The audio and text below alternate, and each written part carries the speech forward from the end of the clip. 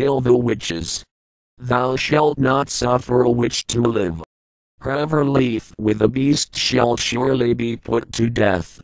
He that sacrificeth unto any god, save to the Lord only, he shall be utterly destroyed.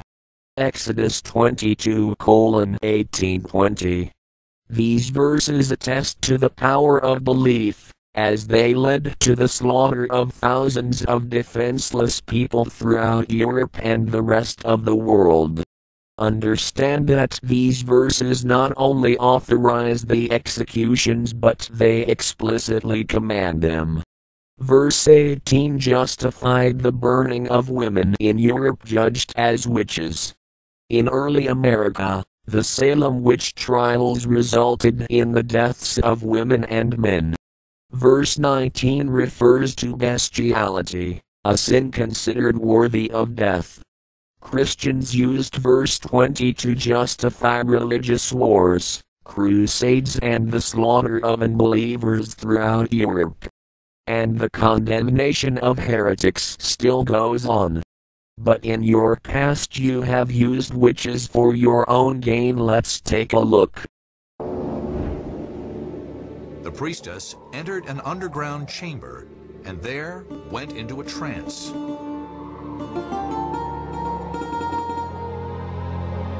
In this trance, she would give prophecies that were evocative, intriguing, and often surprisingly accurate. She was in an altered state. Occasionally she's described as chewing laurel leaves, and people have commented that this may have had a psychotropic effect. There is other evidence of psychotropic effects.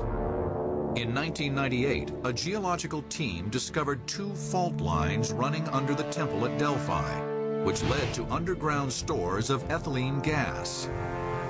In small quantities, ethylene produces a mild euphoria and is the key ingredient in the dangerous practice of glue sniffing.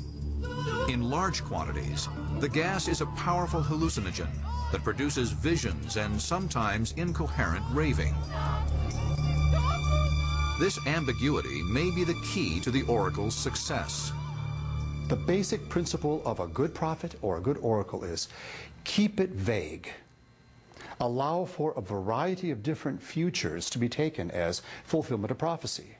And the poetry that came from the oracle at Delphi was very much like that. It was often rather vague and was open to interpretation.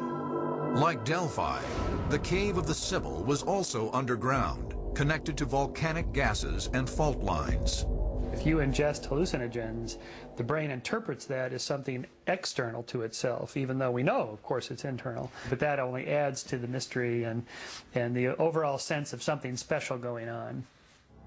Yet the fact remains that the Delphic oracles seem to accurately and specifically predict the fame of Socrates, years before he was known, the defeat of the Persian invasion of Greece in 480 BC, and Alexander the Great's conquest of the known world. Ancient man had a very, very sophisticated mindset, and I think it represents an inconsistency on our part to embrace his rationalism, his historiography, his engineering, to embrace all these things and yet to make no room whatsoever for ancient man's interest in prophecy and oracles. So, when you say thou shalt not suffer a witch to live, whoever lieth with a beast shall surely be put to death. He that sacrificeth unto any god, save to the Lord only, he shall be utterly destroyed. Exodus 22:18-20.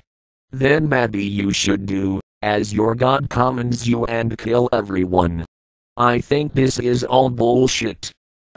But just in case some of you think I'm going soft, let me remind you that even though I may no longer rule hell, I will always rule your soul.